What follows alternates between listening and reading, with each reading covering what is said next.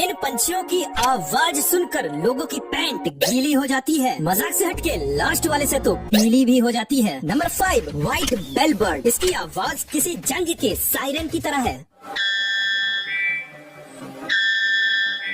Number 4 kiwi bird. इसकी आवाज किसी मॉन्स्टर के चीख जैसी है। Number 2 cassowary. इसकी आवाज रात में काफी डरावनी लगेगी।